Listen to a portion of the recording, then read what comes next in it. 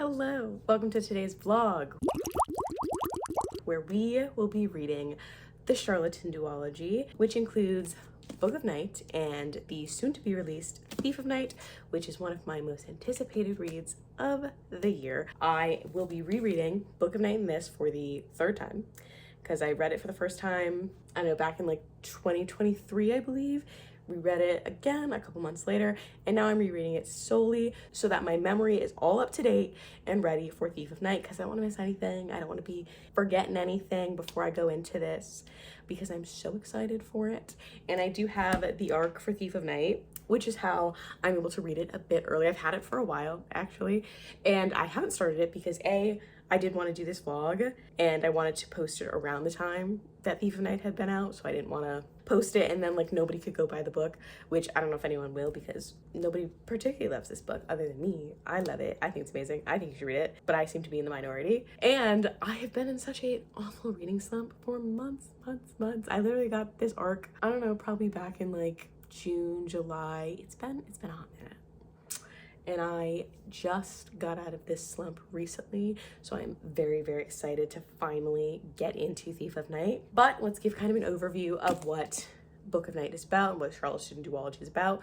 We follow our main character, Charlie, who is, I guess, trying to be a reformed thief.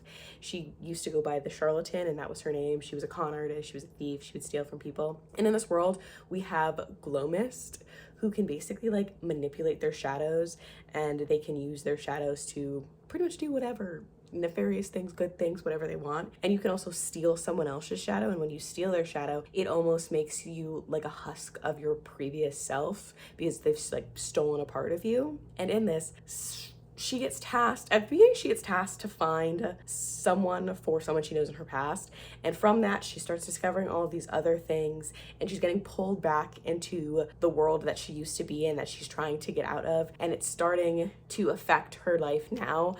So I had such a good time when I first originally read this, so I'm super excited to reread it again. I've been wanting to reread it for a while, but I have been holding off so that I could reread it close to when I was going to read Thief of Night. So I'm super excited to get into this. So let's get into the vlog. Let's start this book so that I can finally start Thief of Night. Hello, it is, I would say it's late, but it's probably like 7:45. Ignore my blue light glasses. I'm testing on a thing with like my sleep schedule and not having blue light past like 7 p.m. You guys don't care. I am at 50% of the way through Book of Night, and she's dating a guy whose shadow was stolen, and he's kind of, I don't know, he's been hiding some things from her, so he's kind of a little sketchy. But then something from her past like returns, and she's brought back into this world of like thieving and bad things, and things come out from there. That's pretty much the best explanation I could give, because realistically, like, you have to get into the book and read it. And upon this third reread, I feel like I'm enjoying it as much as I did last time, because I think the first time I read it, I gave it like a 3.5, and then I upped it to a 4, and I think it's probably gonna stay solidly at a 4. Who knows, maybe when I get to the ending again I might up it, but I think it's still solidly at a 4. And I think something that I have a critique on is that Charlie, for the most part, she's supposed to be this kind of, she's like a thief, but she's also kind of a smartass, like to some people and stuff like that. But it just seems like she lets a lot of people kind of walk all over her. And it's not to the point where like people are taking advantage of her, but like there's this one girl from her past who asked her to go like find, I think it's her boyfriend or whatever. And the way this woman talks to her, she just kind of takes it. And I'm like, tell her to fuck off. I don't know why you're going out of your way to help this woman. I know she also has something to gain out of this, but like, you really don't have to help her. And then even her sister, which I know a lot of times you let your siblings get away with so much shit, but like her sister's getting on my nerves. And her sister's getting on my nerves each time I read this book. Once again in this one, I was like, because her sister just comes off very fucking selfish, which is one of the issues I had when I was trying to read The Cruel Prince by Holly Black. I did not like the sister at all, and then I looked up some spoilers in regards to the sister, and I already know I'm 100% probably never reading that series just because of that, because the sister in that series was a selfish ass. The sister in this series kind of comes off like a selfish dickhead, not as bad as the other series, but in this one she's still very selfish. She's just so focused because she wants to become a glow mist, and she wants to like quicken her shadow, because that's kind of how you become a glow mist. You can manipulate your own shadow, and then you can start manipulating other shadows, I guess. And she really wants that, but it's kind of, there's no set way for it to happen, and she's trying to figure out all these ways to do it. And to do that, she's like kind of low-key using her sister because she's so focused on becoming a glow mist, and this shit was pissing me off. But yeah, 50%. Things have happened. Something interesting is about to happen. Like I said, there's something from her past that's coming back, and that thing like just made contact. I'm trying to keep it vague, but I feel like I'm just sounding confusing. But that's happening. So I'm excited to see where this goes because I very much remember how it ended. So I'm interested to see how we pick up in Thief of Night. But I will probably be finishing this book hopefully tomorrow. I will be spending probably the whole day cleaning, so I've got more than enough time to continue listening to this. But Thief of Night I'm going to have to actually sit down and read because I have the e-arc and not the audio arc. So that's pretty much all my thoughts at this point so far. There's really not much to update because, like I said, this is my third time reading this. So no like big new feelings, but that's pretty much it. We'll tap back in when I'm done and when I get started onto Thief of Night.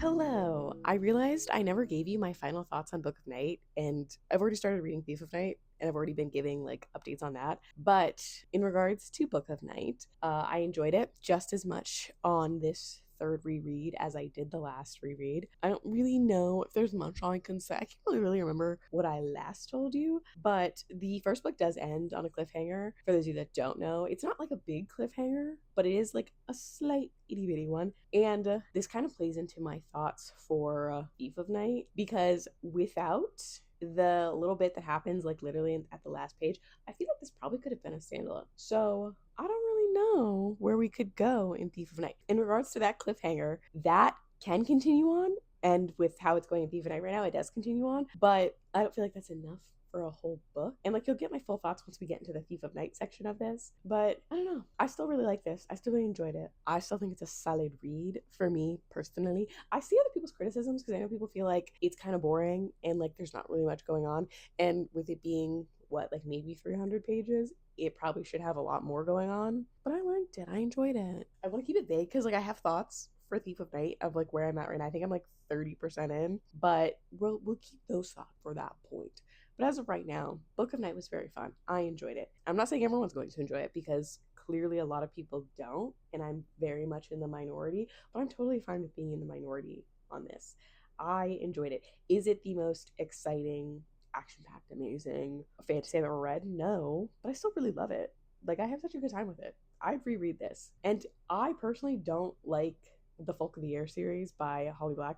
I've only attempted to read The Cruel Prince and I've DNF'd it 3 separate times. So clearly I don't seem to have the standard opinion when it comes to Miss Holly Black because people love that series and they hate this. I personally really like this and I could not stand The Cruel Prince at all. So, like we said, reading is subjective, and I subjectively very much enjoy this book. All right, I'm almost 15% into Thief of Night, and I was gonna try and update you every like 25%, but I have thoughts. I want to talk to you now. I'm really enjoying it so far.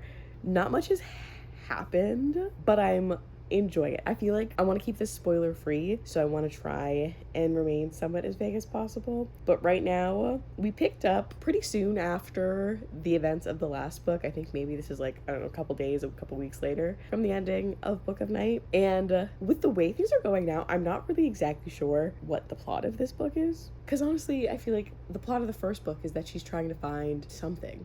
I think she's just trying to find, like, she's trying to find things, trying to keep it. I'll keep both things. I don't want to spoil either. And she's just kind of going about her day, trying to find all these clues and do things. With this one, at this point right now, there's nothing really for her to find out. She is trying to somewhat do something, but like that's not really like enough to push the plot of the book. So I am somewhat trying to figure out like what exactly is the conflict in this. And even though that like we haven't really gotten to the conflict, like I said, I'm only 15% in, I'm still really enjoying it so far. We've kind of got her with someone else, and I'm loving their dynamic right now. It's going so well. Like I'm every time these two are together, even though like they low key, well, the person kind of hates her. She fucks with them, but like it's complicated. But I love their dynamic right now. I'm enjoying it. This person doesn't really trust her as of yet, and I think she's trying to gain their trust. But it's going very well for her.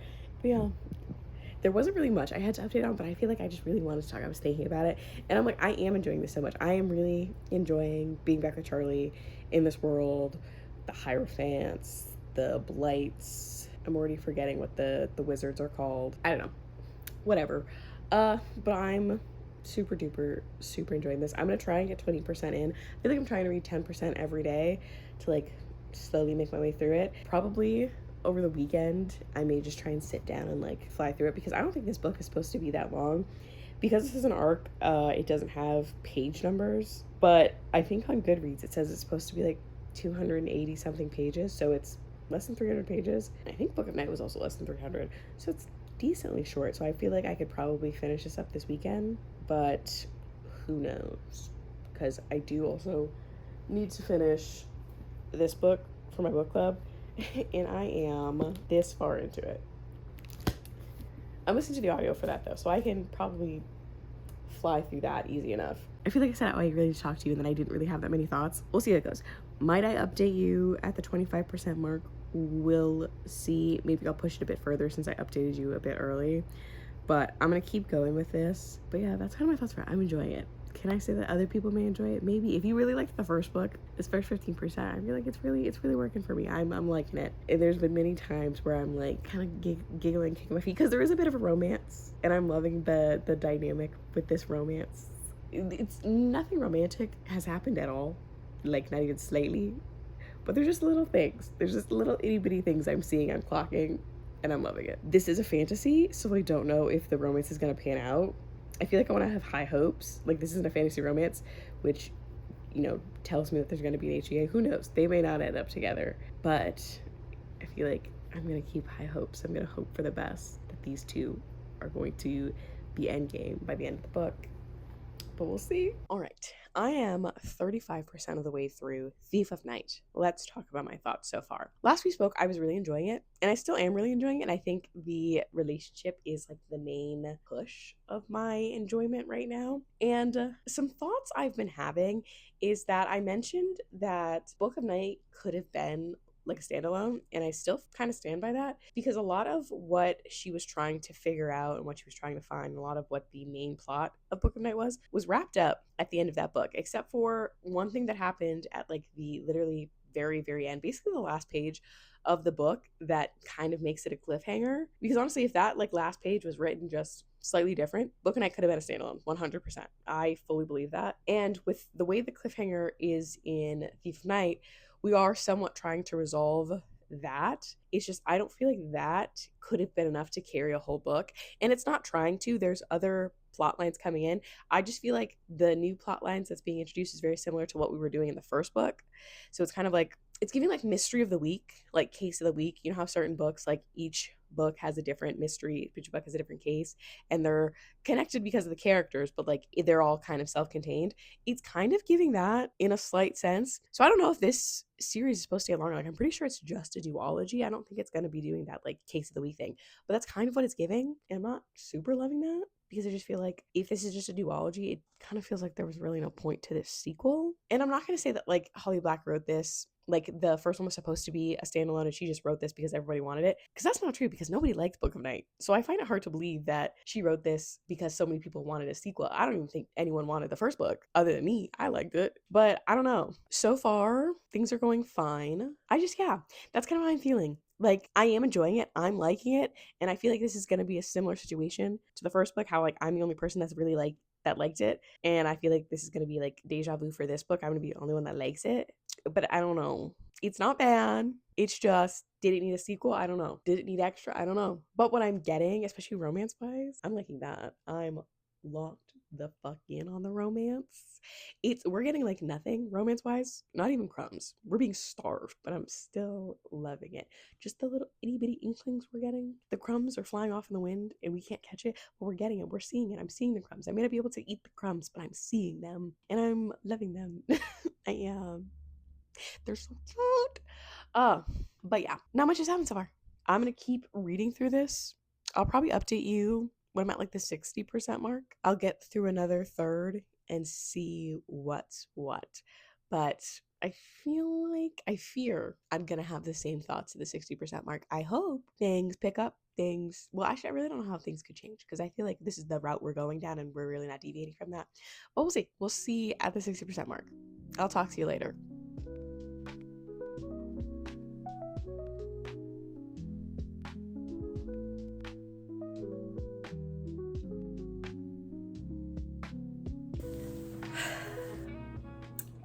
Things have gotten worse since we last spoke. I am 70% into Thief of Night, and I am actively hating it. I'm so sad. I'm actually so disappointed that I don't like this book. I don't even know where to begin. Like, I've been writing notes. That's how pissed off this book has me. Like, I got pages and pages of notes and still going. Like, what did I last? I was at 30% and I was loving it. I was eating up the romance. It was going well. But like, the more we got into this, one, I think I mentioned it before and even in the last book, Charlie kind of lets people walk all over her. And there's a scene in this where she's letting, what's her name? Adeline, who has sucked since the first book. She sucks in this book, and pretty much every interaction they have with each other, Adeline always has the upper hand. And it's not even like she has like power or something over Charlie. She just kind of lets her get away with shit. And even at one point, Charlie says, I'm usually not as much of a pushover. And I'm like, are you though? Because like throughout the entirety of the book, even the last book, you were kind of being a pushover. And it's just pissing me off so badly because in the last book, we get like a flashback of her when she was, deep in her thieving, and she stole like a page from something, I don't know, but it's like a really important page, and the people who she was going to give it to were basically trying to like swindle her out of like giving her money. I think they were trying to pay her less, and she was like, well, no, now you're going to pay me more, I'm going to set it on fire. And they're like, that's not going to happen. And then she set that shit on fire, and she's like, basically like, don't fuck with me. And I'm like, okay, well, where's that Charlie that we had? Because she lets Adeline walk over, she lets her sister walk over. There's this new character, Dawn, who's like a bartender, which I don't understand why he was added to this book. He wasn't in the last book, and his point in this is pointless. Like, I don't know why he's in this book. It just makes no sense because he's a dick to her at work, and that really hasn't been fleshed out. I mean, maybe in the last 30% it'll be brought in. That would be dumb. It still wouldn't make sense because we haven't seen him for the last like 20-30% of the book.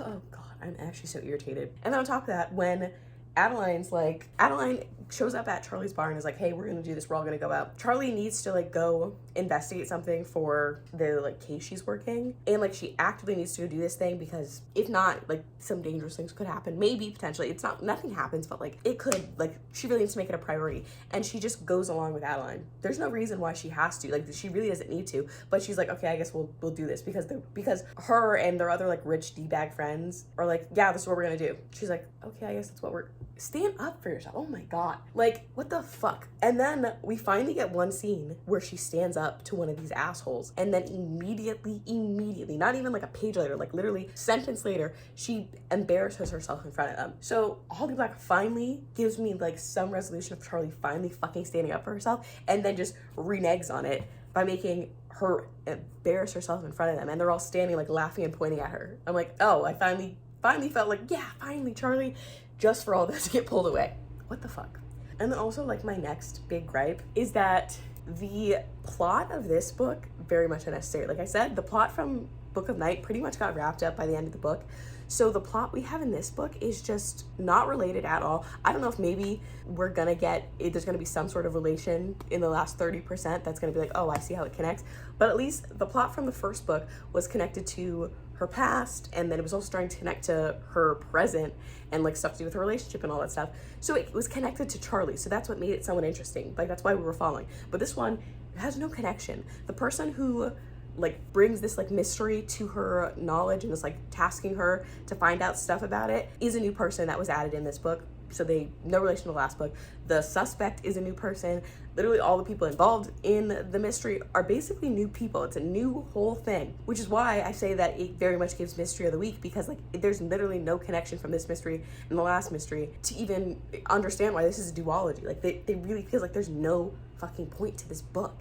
Like we have just been going on for pages and pages and pages, and this book supposedly is less than 300 pages, but it slogs. It feels like 500 pages, and it's just so hard to get through. Like genuinely, if this book wasn't an art, I would have DNF'd it. I would have DNF'd it at like 50%. I genuinely do not want to continue this. I didn't want to pick up my phone to update.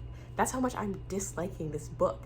Like I just wanted to be like, you know, let me just fly through the end of it so I can at least wrap this up. But I'm so annoyed and I'm so heated. And with how bad this is going, I'm like finally kind of understanding how people felt about Book of Night, because Book of Night was the best book ever. No, like I feel like the plotting, the pacing weren't great. Charlie as a character was still annoying in that book, especially with how she would let people treat her, which is doubly worse in this book, but it was enjoyable in spite of that. I'm not getting any of that in this one, and I don't know if it's because I listened to the audiobook for Book of Night so that it was, I don't know, it was more palatable for me, and because I'm physically reading Thief of Night, it's just all the issues are more glaring.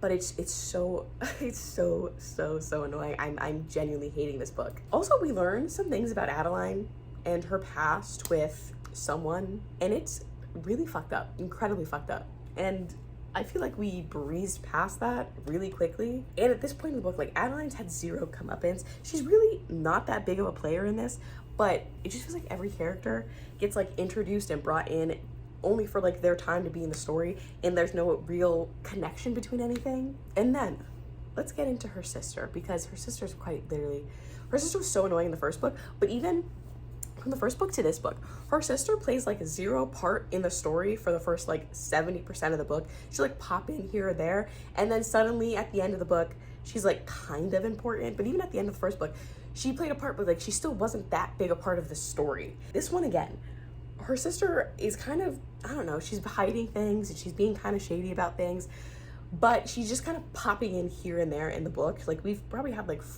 her 3-4 times in the book to pop up, and now at the end of the book I think she's about to play a bit more of a role. But her sister's awful, like literally so awful. All she does is use Charlie and then treat her like shit, like for everything. Even in the first book she finally got what she wanted, and she's still just awful to Charlie. And Charlie is stupid as fuck, because they have to move into a new apartment, and like the apartment was such a big thing in this, and I'm like, I don't care about this fucking apartment at all. But they have to move into an apartment, and right now they're living in kind of a shitty apartment because they're both broke. And so the sister finds a new apartment, and it's a very nice apartment. Like it's an apartment that Charlie knows they clearly can't afford. And she's like, this is like, we clearly can't afford this. She's asking her like, oh hey, how are we able to be able to afford this rent? And her sister says, oh, we caught a good break. No follow-up question. That's it. She just moves on. And then she's talking to someone else. She's like, I wonder how she was able to get this apartment. And they were like, well, why don't you ask your sister?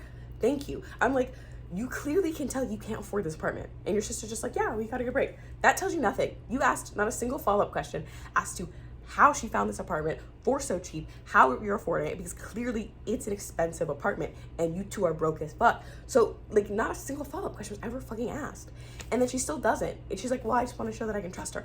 It's not not trusting someone something. If you're moving in with someone and it's a very clearly a very, very expensive apartment, and you know you don't have money, she don't have money, you'd probably be like, how is this working out? Even if she be like, the sister lied and she was like, oh, like, I don't know, the landlord just really wanted to give us a break or something, we're subletting from someone else and they just wanted to, you know, offset whatever. Like, make up some bullshit, but she just doesn't fucking ask. And that's like, why? And I think one thing that was satisfying, they do finally have like a blow up fight around, I don't know, the 60% mark. They finally confront each other about things. But even in that confrontation, Posey's still trying to use her / blackmail her into getting her way. And then now at the 70% mark that I've just stopped at, again, Posey's being a selfish dickhead and only thinking about herself. Also, this random fucking ex-boyfriend from her past who got like a 1-page explanation of like who he was in the first book was brought back into this book. He was in 1 chapter at the beginning, and then now he's come back at the end for some fucking reason. Again, a rando character just brought into this next book for what? For what? Who cares?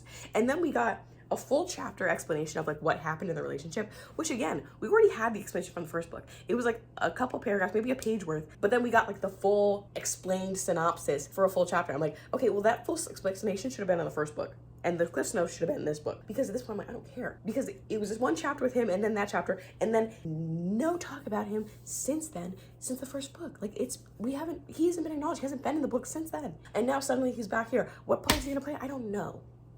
But, oh God.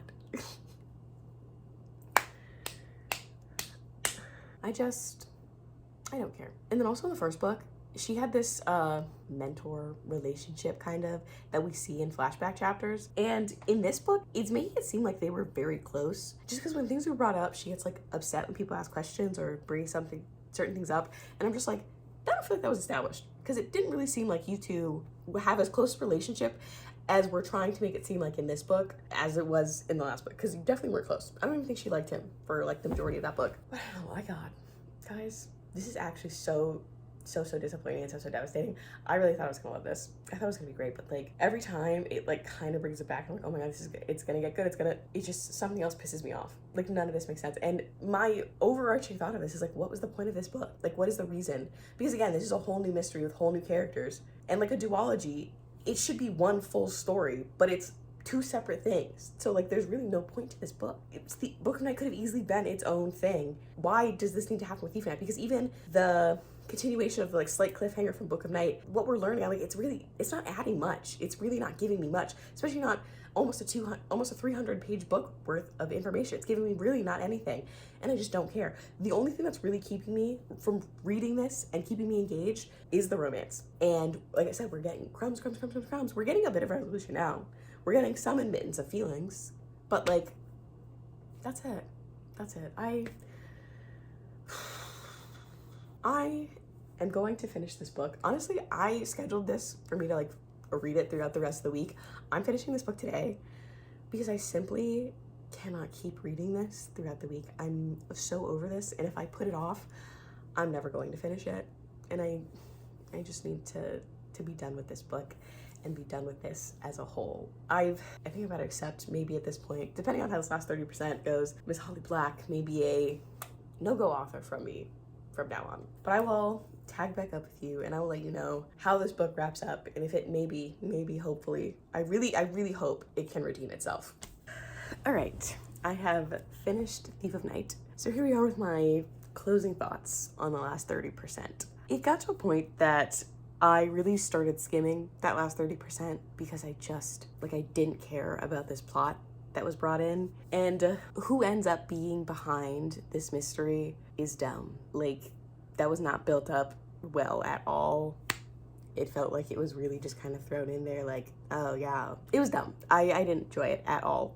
And then how the romance ends, I feel like we really did not get much. Like, I really don't feel like it was a good ending for the romance. I feel like it just ended. Like, they were like, okay, we're together, and then boom, done. And like, that was really it. And then the resolution with Adeline, so unsatisfying. So unsatisfying. Considering information we learned about her in this book. Like, God. And then her sister, still awful. Like, I feel like that happened in the first book where her sister was kind of a dick. Her sister's even more of a dick in this book. And then that's never resolved either. Like, the sister never like apologizes and like, hey, I'm kind of being a dick back to you. They just kind of move on, which fair enough. When I get into arguments with my sister, we never do the whole, I'm so sorry. Like, you just kind of move on, you know, that's a sibling thing. You just kind of move on. But like, her sister has gone further. Like, her sister's a giant dickhead. So I feel like we needed a bit more resolution with that, and we didn't get any, and I still hate her immensely. The bartender, Dawn, that new character that I said was useless, still useless, but his ending was entertaining. I'll give that. The little bit of resolution we got with him, that was entertaining. Other than that, like, I don't know, these last 30%, like, it felt like a slog to get through this. It really did. And the book is less than 200 pages. Like, a book less than 200 pages, I can easily fly through. Like, that's not a long book at all. And that doesn't take much effort, but literally it was a chore to read this book, especially the last 30%. Even when I was skimming, it was a chore to get through. This book was just so disappointing because I can pretty much wrap up my feelings in just saying that, like, the book felt pointless. Like, was there a need for this to be a duology? did it really need to be 2 books? Because Book of Night could have easily been its own thing. Everything that was like an issue was mostly resolved, except for like things with the relationship, but that could have easily just been like a happy for now sort of thing, and we could have ended it there. Because like it's not a romance, so like not having any sort of definitive HEA isn't like set in stone. A happy for now works fine. So this book, like this book just feels point, like why write it? Nothing connected. The mystery wasn't connected to the first book. None of that. The only thing that was somewhat connected was the romance, and nothing that was brought to the table with that romance needed its own second book. Like this was just so pointless, and I'm so mad about it. Like I feel like this could have been done so well. And what's crazy is I disliked this so much that I'm like, maybe I should actually read The Folk of the Air. I'm not going to, because I've DNF'd Groupins 3 times already because of the sister. So like clearly sisters with Holly Black pissed me off, but I'm not going to. But it's made me think maybe I should try, because that series is so beloved that I'm like there has to be something, because this was so bad, so bad. It's genuinely making me want to lower my rating for Book of Night. It's making me side-eye Book of Night and like look at it very differently. Like I'm almost positive, I feel like if I reread Book of Night physically, I probably would not like it as much as I currently do, because holy shit was this bad. Like this was so bad, so bad. And I do remember seeing a review of Book of Night and someone saying that, because I'm pretty sure that one's also less than 300 pages, saying that it felt longer, like it felt like a slog. That's how Thief of Night felt to me. So I'm like, I feel like I'm finally seeing what other people were seeing when they were reading Book of Night. I see it in this, because oh my god, was this bad. You'd think after the first book and getting all that feedback, she'd improve in Thief of Night, and I guess some people think she did, because I've read some reviews and some people think that this was an improvement on Book of Night. Other people disagree. I would be one of them. In fact, I feel like it's a downgrade. This was not how I wanted this vlog to go, unfortunately, but this was really sad. This is my most anticipated book of the year. Well, one of my most anticipated book of the year, and it was a flop. This is now I'm putting a lot of my joy into Catabasis being a hit. I have higher hopes that that's going to be a hit, because Miss of Clown, like, feel like it's going to be a hit.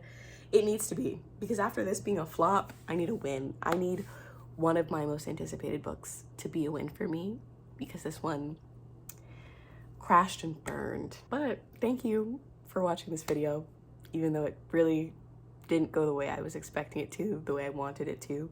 I hope to see you in my next video. Please like, share, and subscribe, and I will see you in the next one.